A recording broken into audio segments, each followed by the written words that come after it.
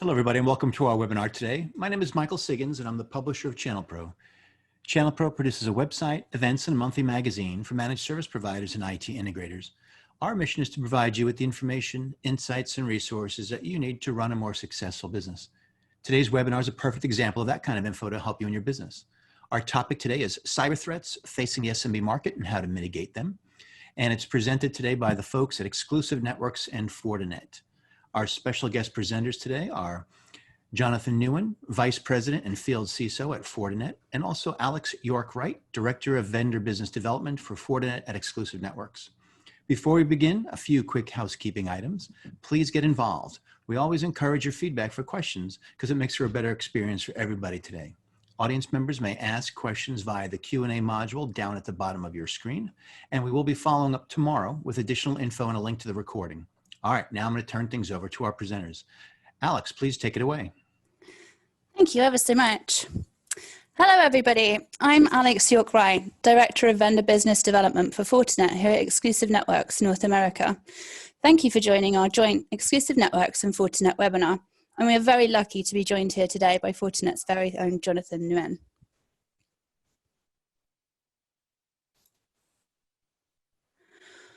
But before we launch into Jonathan speaking, just a quick note on Exclusive Networks. Exclusive Networks is a true value-added distributor.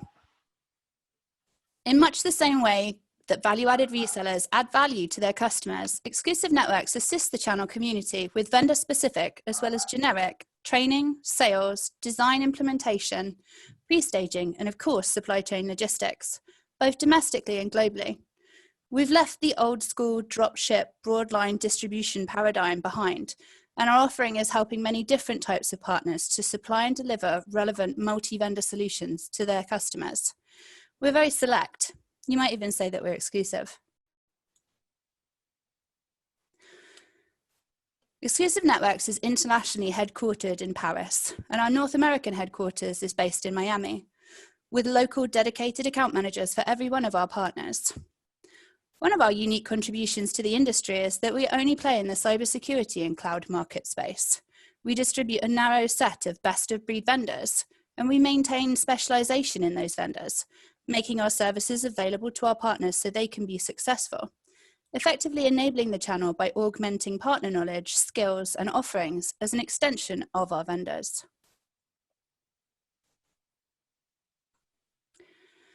A key driver in the market is the value gap in cybersecurity. From the increased complexity of threats and attacks and the intensity of compliance to the diversity of deployed security products and technologies, the needs are rising. And yet there is a large and widening shortfall in qualified people and resources. Exclusive Networks exists to fill that void. In this slide, we can see the Gartner defined magic quadrants for cybersecurity in the cloud. And here we can see how Exclusive Networks maps to these with a selectively hand-picked line card of those best-of-breed vendors that I mentioned.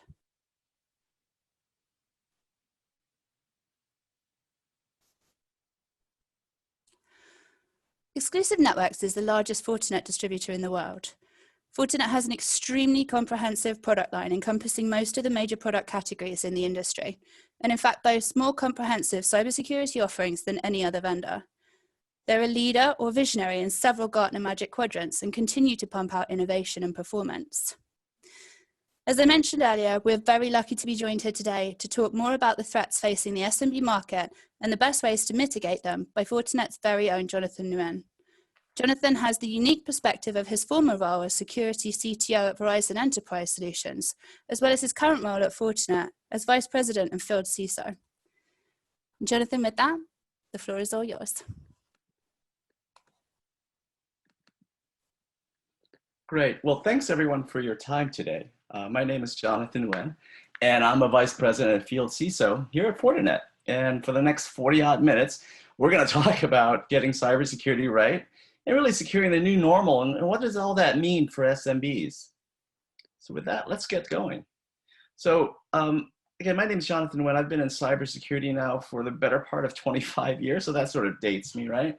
I first began working sometime in the 90s late 1999, I joined what was then Bell Atlantic and what became Verizon, and I was part of the leadership team there that built that into the industry's largest MSSP. And then for my last 2 years at Verizon, I ran the data breach investigations report. And so that gave me a lot of experience about what works in cybersecurity and what doesn't, and some of the practical realities in getting cybersecurity right. And I came to Fortinet to work on the Fortinet Security Fabric because I think that's what it does. It really gets cybersecurity right. And it helps us learn from a lot of those mistakes that I've seen plague us all for the last 25 odd years. I'm going to give you a brief look into the landscape, what we're looking at today, what the challenges are, and what are they going to look like going forward post-pandemic, what this new normal around contactless commerce means for SMBs and mid-markets and the industry as a whole, and why platform integration is the key to getting it right, and the Fortinet notions around security-driven networking, and then we'll summarize, okay?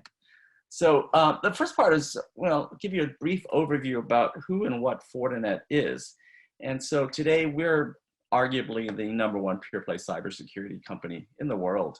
On any given day, the market capitalization is somewhere north of $22 billion. To give you an idea of how fast we've grown and so widely adopted as a technology, that when I joined 4 years ago, the market cap was about 6.7 billion. The stock price was about $28 a share. I think today it's somewhere around $130 a share, depending on where the market is. But it gives you an idea of the scale of growth and adoption in the marketplace and why we're such a fast growing company. Billings this year will be somewhere north of $3 billion. 680 patents is more patents than the industry combined, and that tells you a lot about that we are an organically innovative company. We like to build our own technology and make key acquisitions for intellectual property that really accentuates our value proposition. We ship a tremendous amount of devices in the marketplace. In fact, more appliances than the competition combined. But what that really tells you is that that's a footprint through which we get telemetry. So a good portion of our customers allow us to see what's happening on an anonymized basis in their environment. So we understand what's happening in the wild, and that's the basis of our Fortiguard threat intelligence capabilities. And then what you'll see throughout this presentation is that we have a very broad and deep portfolio, and it's designed to provide best-in-class security for SMBs, for mid-markets, for enterprise businesses, but really organizations of all sizes. It's a global organization, so I won't belabor the point, but if you look from left to right, you're gonna see that we are a US-based, publicly traded company. We're on the NASDAQ. We're on the S&P 500. In fact, we're the only cybersecurity company in the S&P 500. And we have our headquarters in Sunnyvale, California. We have development in North America, where we'll spend some $300 million this year, and then progressively around the world. And this supports a customer base of some 475,000 customers that are equally distributed between small, medium businesses, the mid-market, and enterprises in both private sector and public sector. So what you get here is a global industry-leading cybersecurity company that has very focused efforts around the SMB marketplaces and strategic partnerships with folks like Exclusive to deliver that capability into your market space. As any good corporate steward, you're going to see all the pillars in our business as well. You'll see our environments, our governments, our ethics policies are clearly defined. You'll find that our brand new headquarters campus in Sunnyvale, California is probably one of the greenest places in Sunnyvale. So I'm looking forward to seeing that open in the next couple of months. One of the things that we've opened up is our Network Security Experts Academy, NSE 1 through 8. We have now over 500,000 certified Fortinet folks around the world, which means that you're going to be able to find a tremendous base of Fortinet capabilities and expertise and just trained people. And that's one of the hardest things in the industry today. I think there are about 3.5 million unopened, or rather open cybersecurity jobs today. And to know that you have this capability is great. NSE 1 and 2 are the opening classes, and they're open to the public. So anyone, my children who are 10 and 12 years old respectively, have taken the classes. And then the other classes are available for certifications as well. In addition to that, you'll find that we have partnerships with folks like IBM, with Salesforce.com, and with the World Economic Forum, where we're a founding partner in that initiative. As we said earlier, this is really best-in-class technology. I know because I was a customer and an operator for that technology for 12 years. But this year will mark the 11th time, I think, that we'll be on the Gartner Magic Quadrant for network firewalls. In addition to that, there are 6 other Gartner Magic Quadrants that we'll be on. We'll be on the SIM, the WAF, the wired and wireless LAN, the enterprise point, and then also the WAN edge. And so what you're going to see there is whether you're on endpoints or network firewalls or SIMs or WAFs, that broad portfolio that I spoke to really is indeed best in class and has garnered a tremendous amount of analyst recognition. And so what's interesting here is you don't have to take my word for it, but really take the word of the 3,600 reviews from your peers, from your customers who are telling Gartner that they're seeing really great things with regard to that firewall capability, or SD-WAN capability, of course. And that's just a demonstration of the technology. As I said earlier, more analyst recognition than anybody in the industry. So for your partners and your customers who are looking for that recognition, whether it's from Gartner or NSS Labs, you know, we're going to see that here. And I think Gartner's great because that's a lot of what the market says. I like NSS Labs as an operator because that's where the technology is really tested. And that's that demonstration that the technology and the marketing really deliver, and that total cost of ownership, the value was proven. And so I think that's a very powerful confirmation of our capabilities. So this is a pretty busy slide. It just tells you that in addition to the 70% of the Fortune 100 that are Fortinet customers, right? So you have that capability of enterprise grade security, but also in a form factor and service levels and consumption models to address that SMB market. What this tells you is that in addition to these great brands, there's probably a couple of dozen $1 trillion worth of brand equity that's represented on this page. Before any of these companies will adopt Fortinet technology, there's a tremendous amount of due diligence that goes in to the research and the testing to allow our technology to be relied upon by these companies. And so we take a breath there. And now I'm going to take you into the industry landscape, customer challenges, and how we go about addressing that. And so as a field CISO, on any given year, I will travel about 65% of the time, except for this year, and meet with about 500-600 security leaders around the country.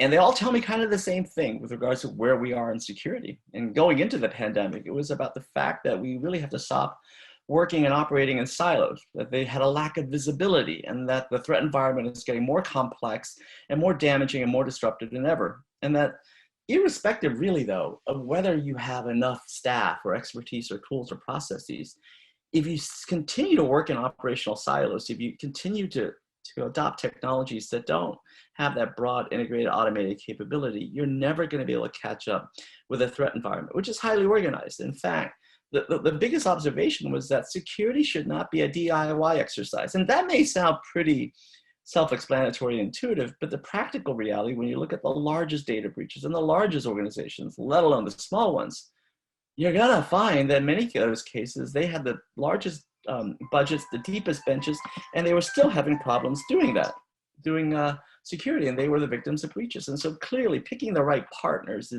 is a very important facet of cybersecurity. And I will tell you, that's why picking partners like Exclusive and Fortinet are keys to the overall success of many organizations.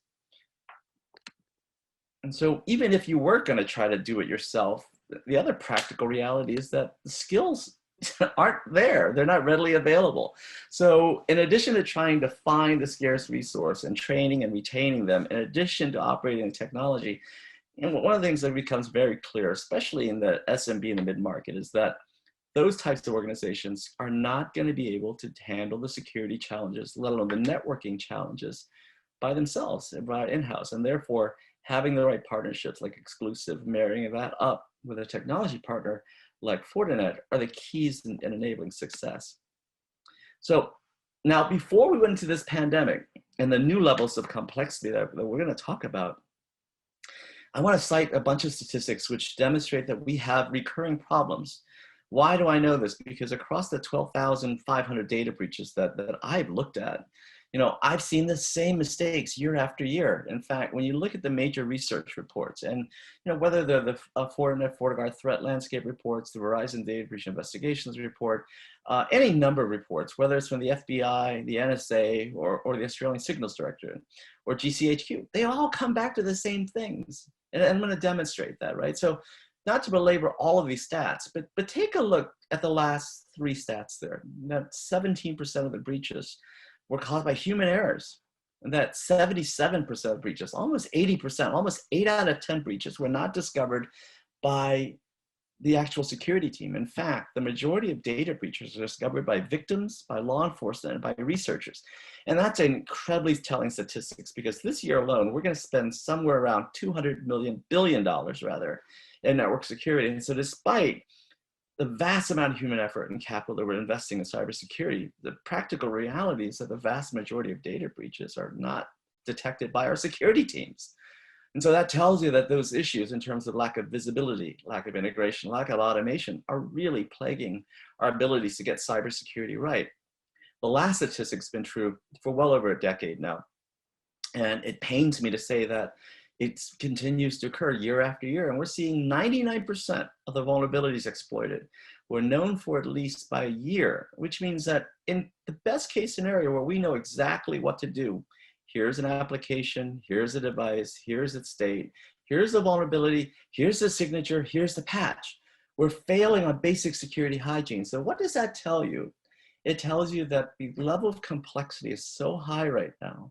Our teams are so overwhelmed that we're missing out on even the basics, right?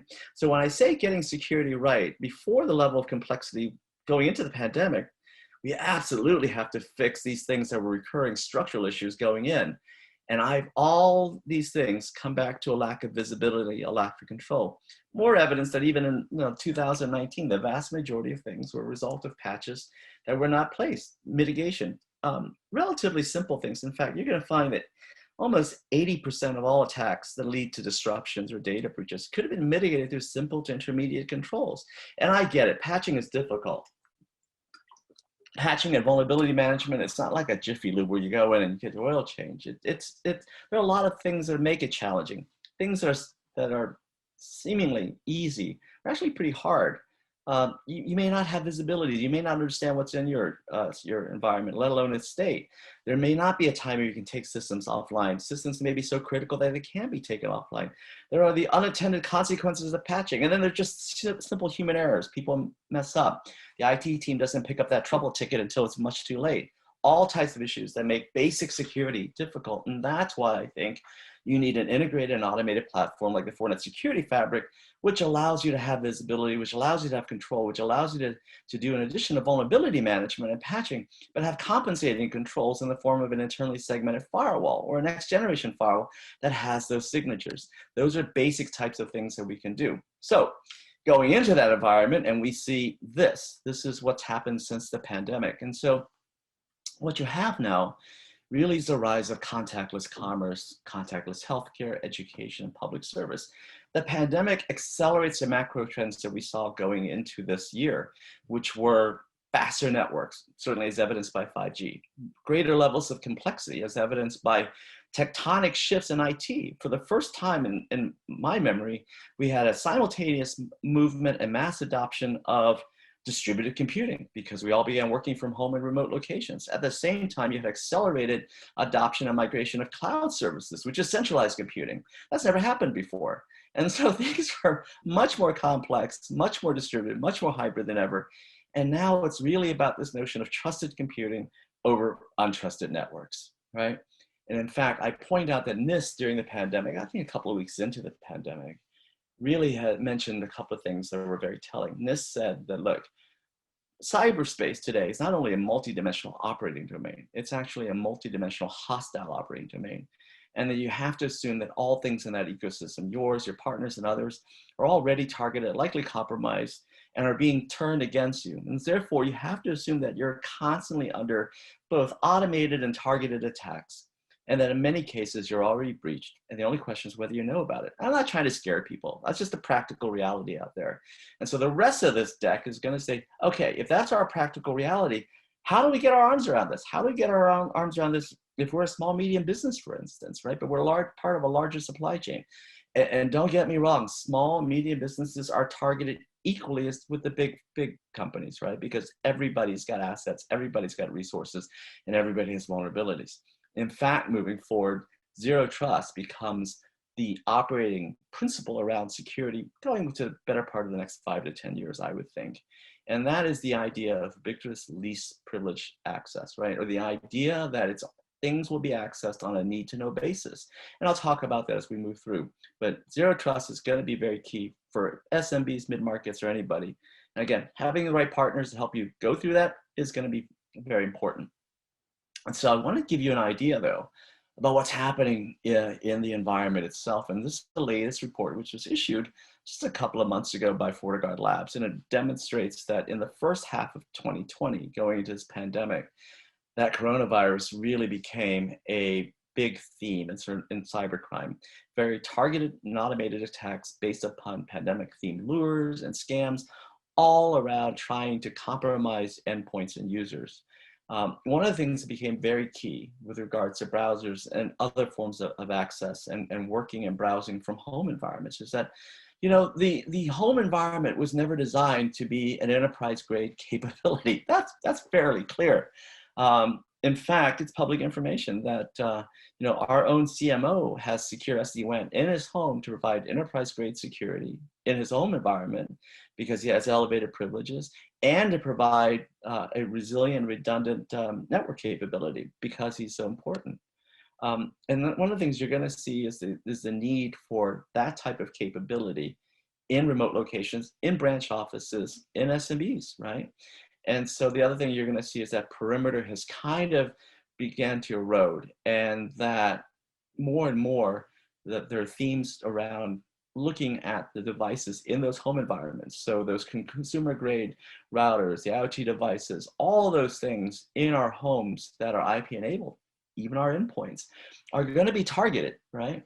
And that ransomware more than ever is particularly being designed and launched in automated ways against small and medium businesses. So the practical reality is whether you're a small business or a large business, you are going to be targeted. You're going to face very similar levels of sophistication in your threat environments. And therefore, even the SMBs marketplace really needs enterprise-grade security.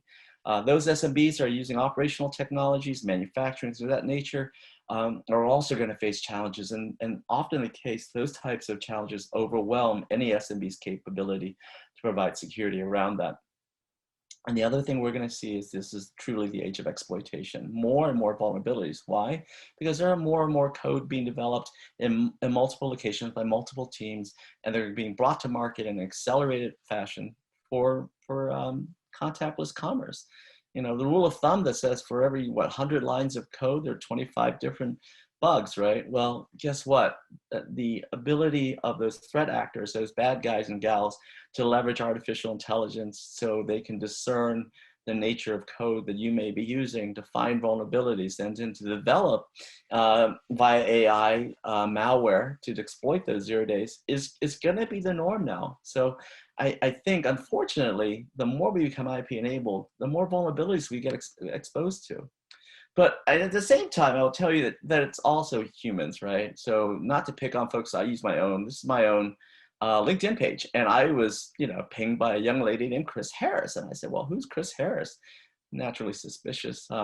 Must be my counterintelligence background. But I noticed she looks kind of young, looks like a college-age person, but she's got an obscured employer. She's got 10,000 connections. And I said, well, well, how does this person have 10,000 connections? I mean, I've been here for 20 odd years and I've only got about 5,000 to 6,000 connections. And I noticed some things as I began to dig deeper. I said, wow, look, she looks like she's a graduate of University of Kentucky. So she's a wildcat, but she lives in Charlottesville, Virginia. So that couldn't be the case because there's no self-respecting UVA Cavalier, right? Or Kentucky Wildcat that would live in the other city. So I think this was developed as a persona during the NCAA basketball tournament. But I began to look a little bit deeper.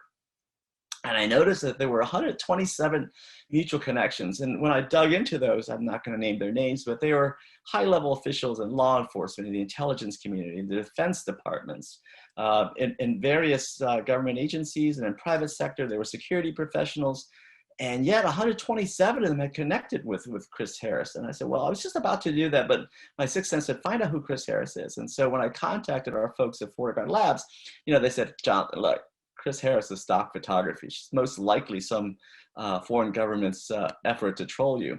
And so one of the things I learned at Foreign Service Institute years ago, it's sex, money, and vanity. Those are the three human weaknesses. And as you look at cybercrime moving forward, those same human weaknesses are going to be made to play across the board, right? So Here's one from the love letter.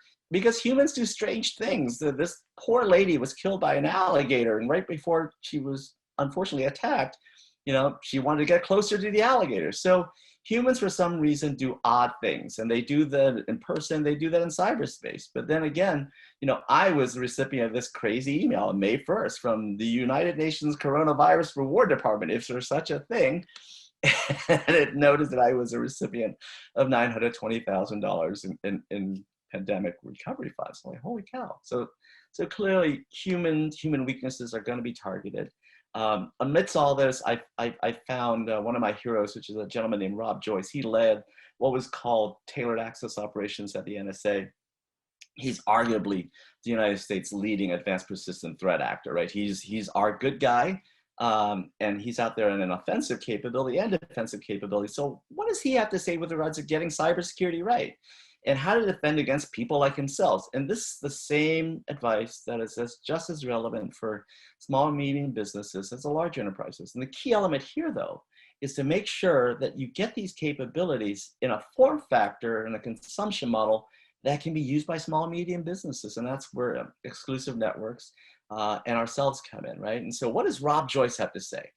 So his recommendations were limit access privileges, right? Again, back to zero trust, segmenting those networks, patching systems, removing hard-coded passwords, monitor the traffic, and then hire smart people who actually read the technology. In fact, if you take your time and Google that, go to YouTube, there's about a 40-minute presentation that Rob Joyce gives, really worth your time. And so what you begin to see here, that simple to intermediate controls are the key to cybersecurity. And these are pretty self-evident things. But again, the level of complexity in our environments, the challenges in the advanced and persistent threats means that it's hard for us to do that, right? So the challenge is, how do you get all of these recommendations, controls in an integrated way? And we think we do that very effectively in the Fortinet Security Fabric, because that's how we collect and then integrate and utilize information across those devices. Now, if not just Rob Joyce, that Rob Joyce's advice came out, in 2015, 2016. Here's the recommendations that come from our own FBI, and then this past spring. And so what is the FBI's recommendation when it comes to cybersecurity in this pandemic? Backing up the data, ensuring that your critical data is stored, secure those backups, right? Updated AV. So the first thing of backing up your data are key towards ransomware, the key towards mitigating the threat of being disrupted. Use secure networks, use VPNs, use two-factor authentication, right? And so again, the way we go about it at Fortinet is that you're going to see those capabilities in a form factor that makes sense for that SMB, whether it's a FortiGate appliance, whether it's a VM, or whether that is a cloud delivered service. And we're going to talk a little bit about that moving forward. But again, irrespective of that threat environment, we're seeing the basic themes going across. And to get cybersecurity right, I would say, let's get the basics done right. There's 80% of attacks that can be mitigated through simple to intermediate controls. And then we're going to move towards addressing those things that we have less control over. Now, zero trust has gotten a lot of buzz over the last couple of years, but it's the idea that was posited back in 2009 that someone or traffic inside the perimeter behind the firewall should be trusted no more than traffic outside the firewall, right? It's the idea that access to network resources, workloads, the email server, financial services server, should all be done on a need-to-know basis. Does Jonathan have a need to know to access email? Yes, he needs to have access to that. Should Jonathan have access to a financial services application? Probably not. So it's understanding about that. Now, that sounds intuitively elegant and simple. The challenge is, how do you do that across millions of simultaneous sessions? How do you do that when you have a staff of one person or two people, right? And so the way we do it at Fortinet is that we want to make sure that only the right users on the right devices, meaning that that device is properly patched, it's configured, it should be allowed to access the network, right? And that the right access privilege is applied so that the request is validated and that the right resources are accessed. And we're going to make sure that everything is logged and monitored. And that sounds simple, but it's actually kind of hard to do. It's the basis of where we are moving forward. And that's called zero trust network access. And so the other thing about this pandemic, of course, is that it's really going to disrupt. It's going to disrupt marketplaces across small, medium, mid-market, and global enterprise. But a couple of things are very common across that.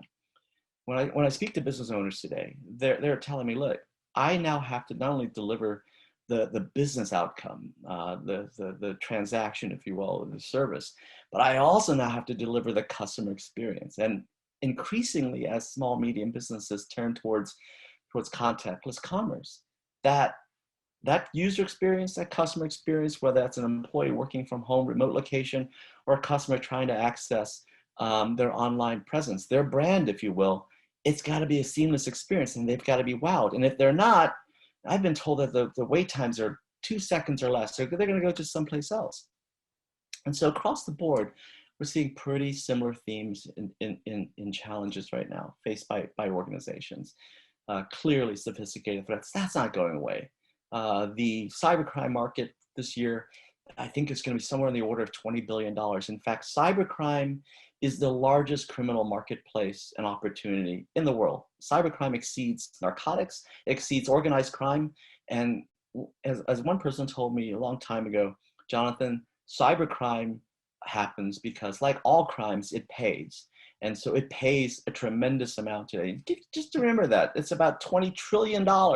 And this year we're spending $200 billion in network security. So clearly, SMBs are going to face those types of threats. A much larger attack surface, our digital footprint, if you will, is much larger today because we now have to use cloud computing. We have computing from home. It's a very complex ecosystem, as we said. Too many vendors, too many boxes, too many challenges, not enough resources, not enough skills, certainly not enough folks to help SMBs. And that's why, again, I think Exclusive and Fortinet are the right partners. And increasingly, SMBs are going to be facing compliance challenges, whether it's the California Consumer Privacy Act or whether it's the New York State financial regulations. It's any number of regulations. What SMBs, not only because they're their own business entity, but because they're part of a larger supply chain. And so when you look at contract awards and contingencies, in many cases, you'll find that to be part of a large supply chain, a large ecosystem, you have to demonstrate a certain level of security maturity. And so this slide begins to tell you that, look, no matter where we're going, we've had this iterative history beginning back in 1990, when I first started in this industry, moving to where we are today. And then with each new threat through threat vector, there's been a response, and typically that has meant an appliance. And that really is not the right answer. I think where we are today is a maturation of those platforms. And when we look at our devices that have that integrated security stack and our ability to deliver what you need, in the form factor that you want to consume it, and the licensing model that makes sense for you, whether it's an appliance, a VM, or cloud delivered service, is what really sets Fortinet apart. And working with ourselves and Exclusive, most of these SMBs are going to find the right capability for the right price point and for the right level of risk management that they're trying to face. So, but in addition to this, I wanted you all to be aware about where the analysts are seeing, what are their predictions beyond just contactless commerce and where we're going. And this is where Fortinet's looking at. So we've heard about bring your own device, but really in the next 5 years, it's going to be about bringing your own PC.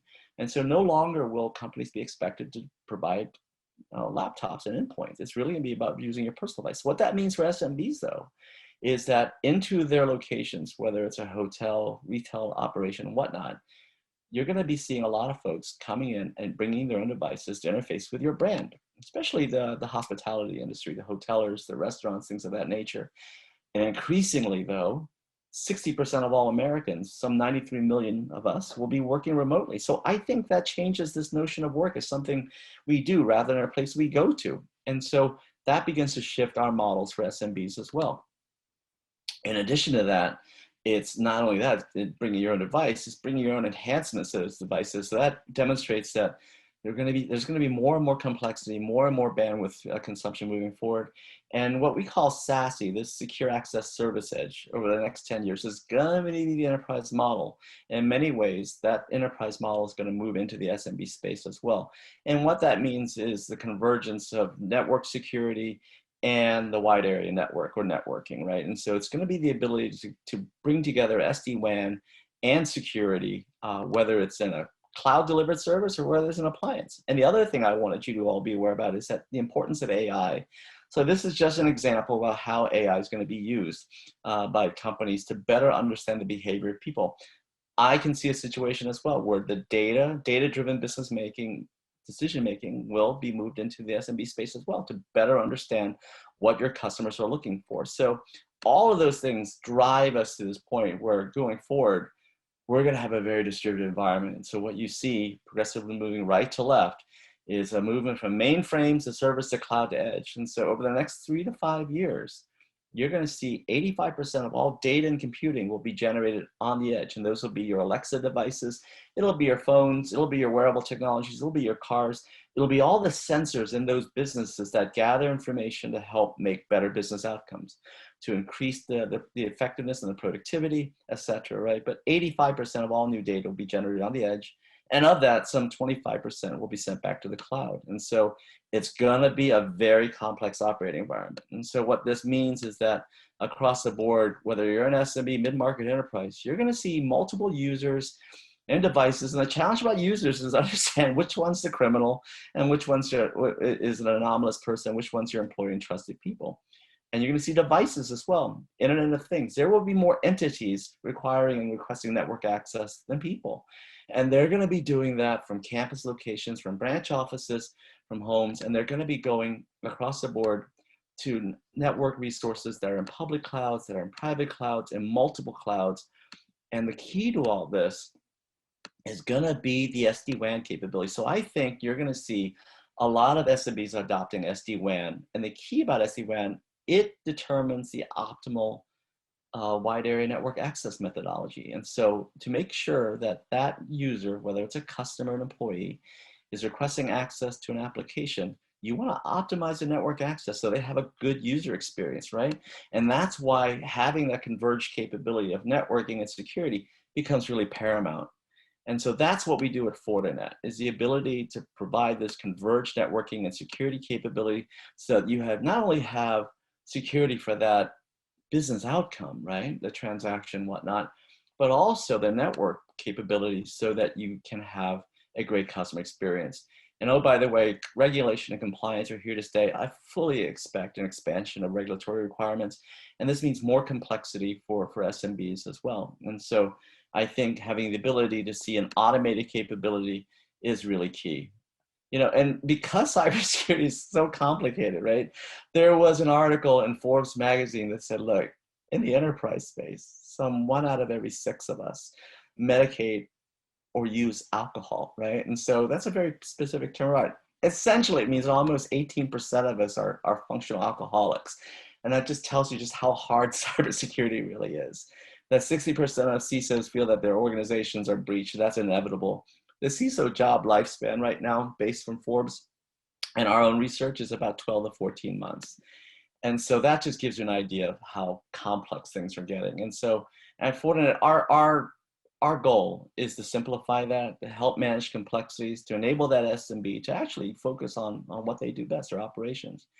And when you look at our platform and our network, it's these 3 elements, right? It's a converged form factor in this fabric that combines networking and security. So you can consume it as an appliance, as a virtual machine, or really as a cloud delivery capability. And that's what we have from our FortiSASE capability, which will be rolled out in the next couple of weeks. And you're going to see that. So again, depending on what their needs are, right? What that SMB really requires, whether it's a UTM device, whether it's a virtual machine, or whether it's just a cloud delivered capability. In a platform side, you know, integrates and has visibility across users, devices, hybrid networks, as well as applications and multiple clouds. So you have that ability through automation to have security across a pretty complex environment, right? And the ability to interface with multiple clouds. And again, the big investment I think moving forward for Fortinet is going to be how do we go about leveraging AI? So we've been using and developing AI for the better part of 9.5 years now. And again, the key for an SMB here is like, look, you've got this best-in-class technology that is married with AI that helps you process huge volumes of data to understand the complexities, to understand what is anomalous, to understand what's malicious. And then you have this open ecosystem as well, more than 340 different partners, right? Thousands of different devices that are integrated into that fabric. Meaning that that heavy lift of third-party technology integration, that heavy lift of getting AI to work, the heavy lift of integrating this huge stack of technology, you know, it's done for you. and so that it's delivered in a form factor that can be consumed. So I think, we're unique in that we deliver this heightened level of enterprise grade capabilities in a form factor that's uniquely suited for SMBs as well.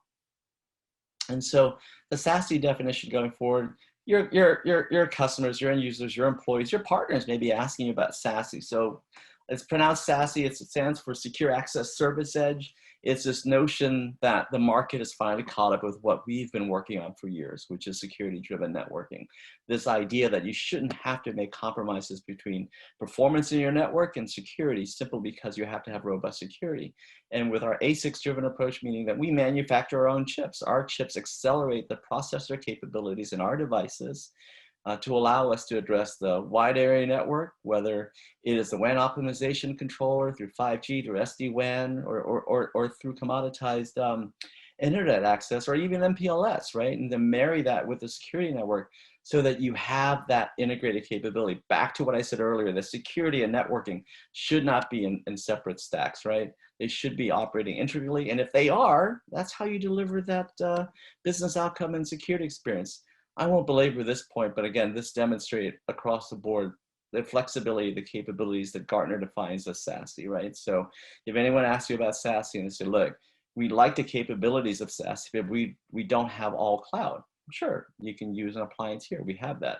Or you can say, look, we like SD-WAN, but we want to have a more hybrid ecosystem. What you're going to see as we roll out FortiSASE next couple of weeks, the firewalls as a service, secure web gateway as a service, all these elements demonstrate those flexibility things that we talked to. And so finally, what you see at the end of all this is this Fortinet security platform, right? That across the board are capabilities in zero trust network access. Whether it's using the Fortinet endpoint protections and protection capabilities, it's the FortiToken, for the authenticator, for an internet, for identity and access management. You really can ensure that the right people and the right devices are accessing the right network resources. Security-driven networking, we just spoke about that. That's really SD-WAN. And SD-WAN, I think, will be at branch offices and remote locations and SMBs. And likewise, as those SMBs are consuming cloud-delivered services and access resources located in the cloud, we have the same capability, same look and feel to allow them to secure that environment. And then finally, as we see us moving into and leveraging more of our AI capabilities, that's how we keep pace of that, right?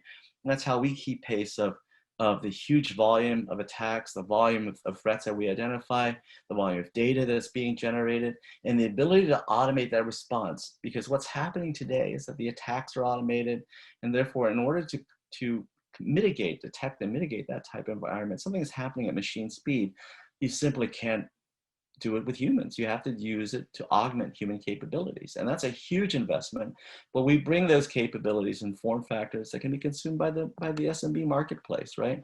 And so I leave you with this point, which is that security in depth is really still in play today. This is from my old shop at Verizon.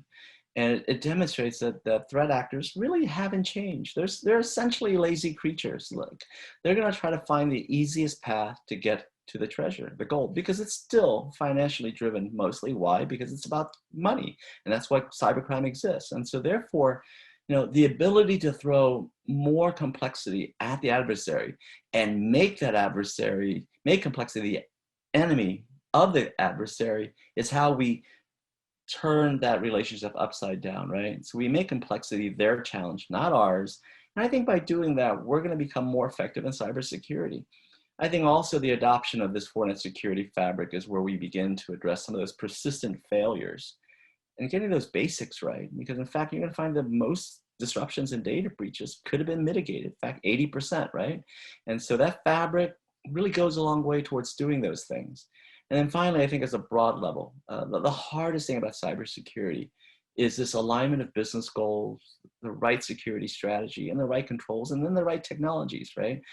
I would say before you buy any piece of technology, work with exclusive, work with us, work with the team, and let's figure out what it is you're trying to protect. What are those SMBs trying to protect? And from there, what's the most appropriate security strategy? What's the most appropriate controls? And how do we bring that in the right form factor that makes sense for them, right? And so that's why I think partnership is key. And I really appreciate the partnership with Exclusive and folks like yourselves. And I thank you for your time. And I'm going to turn it back to Alex right now, and we can go through any questions and answers.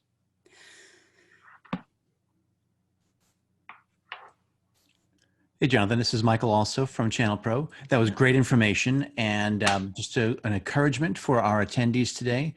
You can send questions in through the Q&A chat area at the bottom of your browser window. We did get a number of questions about whether these slides would be available or the recording, and so the answer is yes, we'll be sending out a link to the recording tomorrow. I do have some questions coming in, but Alex, I didn't know if you wanted to jump in there with any thoughts of yourselves before we get into Q&A. Yeah, sure. Absolutely. Thank you. And thank you, Jonathan, for that absolutely wonderful presentation. We're extremely grateful for you joining us here today and for your insight. So please do remember, Exclusive Networks is here to partner with you as your one-stop shop technology partner. Our global services offering provides you with a personalized a la carte shopping experience. And our comprehensive and complete service portfolio allows us to tailor requirements to partner and customer needs as the situation calls for. We provide a rounded contextual approach, which is all engineering led. Our global Run with the Sun 24/7 tech team provides support around the clock. And flexible access to our services is proving critically important to partners in this skill shortage. We are the go-to global value-added distributor for cybersecurity in the cloud. We are volume and value. We will not stray from our vision, global scale, local sale, and our continued commitment to provide that value. The market needs a specialist, and Exclusive Networks is here to partner with you to fill that gap. So as Michael mentioned, he's been fielding questions during the presentation. Michael, would you be able to share any questions with us that have cropped up? Certainly, Alex. All right, so first up, how small do you scale for SMB and SOHO customers? So I scale, I define SMB as anywhere between 5,000 to between 50 to 5,000 employees. And with regards to the size of the business, anywhere between $500,000 all the way up to $10 million, $50 million. It really depends on the business. Some cases you've got professional services organizations, but I think a third of our marketplace are SMBs and SOHO type environments. In fact, Fortinet started there as an SMB security company, and then we progressively moved and matured into the cybers in terms of enterprise-grade cybersecurity.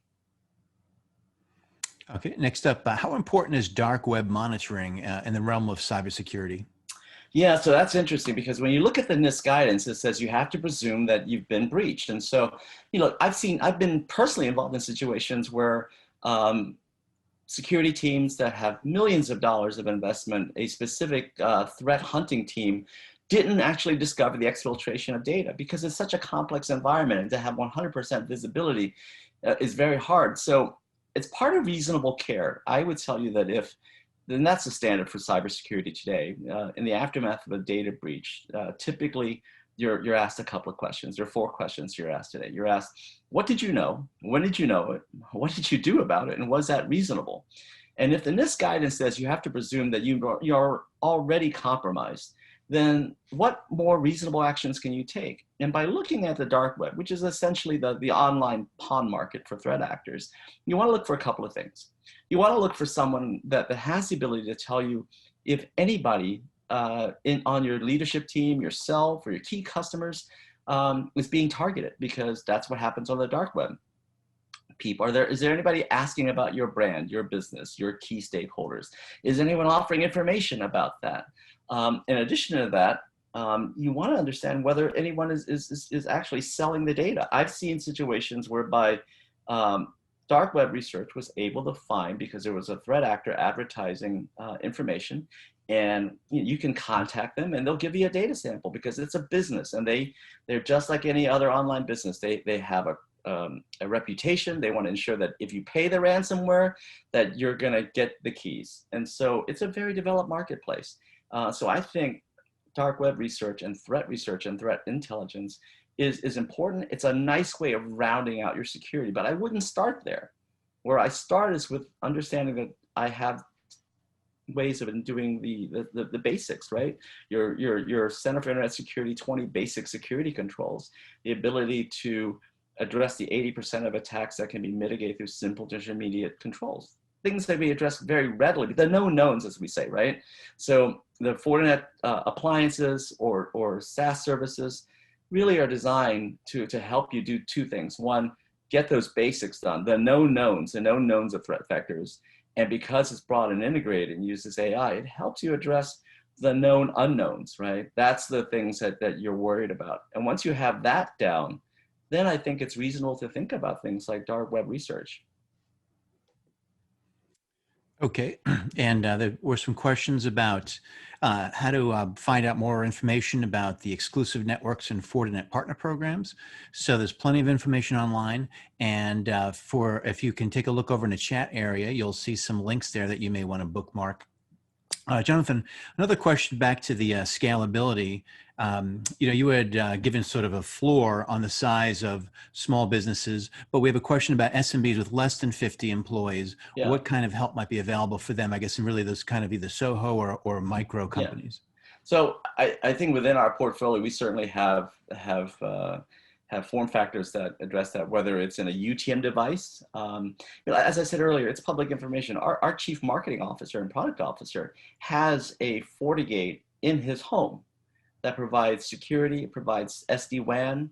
And so you're gonna see that. You're gonna see what we used to call SOHO environments, remote locations, homes, branch offices, gonna be part of an enterprise environment. So work with Exclusive and they'll help you with us make sure that we scale towards your requirements. So that your end customers, yeah, absolutely. There is that capability. And if you see it in individual homes, you can certainly see that in a SOHO environment. So that's not going to be a problem. All right, Jonathan, what about cybersecurity insurance, either for the MSP or for the end users? What do you think about that? It's another demonstration of reasonable care, but the hardest thing about cyber insurance is that you really need to understand what exactly you're trying to insure against, right? So the first thing we do before we buy anything, whether it's a technology, with a service or insurance, is what is it you're trying to protect, right? Define that as in terms of that SMB customer. What is it they're really trying to protect? And from there, okay, what is the risk that they're exposed to? And if you buy a Fortinet FortiGate, how much of that risk is going to be mitigated, right? And what's left after that is residual risk. And that residual risk is going to be, okay, so now I realize that I've got 20% of the risks I've identified are still now relevant. What's the exposure to that? And is that a risk I'm willing to absorb, tolerate, or should I transfer that to an insurance policy, right? And then also look at the clauses, because in many cases, that insurance policy becomes void if you don't have the right security in place. So security is never a substitute for, insurance is never a substitute for security, all right? Look at the fine print, look exactly what the terms are, because I've seen cases where, folks have some bad experiences about that. If you do buy cyber insurance, be very particular about what the payments are for. I would focus on things like the administrative costs. In many cases, SMBs are not familiar with the true cost of breach mitigation, the notifications, just the certified mailings that have to go out, the lawyer costs, the backup costs, the IT costs, those types of things you should definitely be mindful of. But again, it depends on what it is you're trying to protect. Is it $500,000 worth of exposure, or is it $1 million worth of exposure? And that really determines whether you should get cyber insurance. But do look at the fine print. I think that's the key aspect of it. All right, great. Now, if any of our audience today would like to contact your team or Alex's team for additional information, what's the best way for them to get in touch with you? So, absolutely, I'll leave Alex to talk about Exclusive. You'll find us at Fortinet.com, or I'm on LinkedIn if you want to come speak to me. More than happy to do that as well. All right, and okay, and that sounds good. And Alex, did you have any parting thoughts to help us wrap up today? Sure, absolutely. Thank you, Michael. So we look forward to hearing from you. Please do reach out to us. My contact details can be seen here in this particular slide. And thank you ever so much for joining us here today. We appreciate your time and we hope everybody has a wonderful week. All right, Jonathan and Alex, thank you so much for your time today. And just a quick reminder that tomorrow we will be sending out some more information plus a link to today's recording. All right, this is Michael Siggins on behalf of the Channel Pro Network team. Really appreciate all of your time today, and we hope you got a lot out of it. That's it. We're going to wrap up now. So have a great day, everybody, and we'll see you next time. Bye-bye.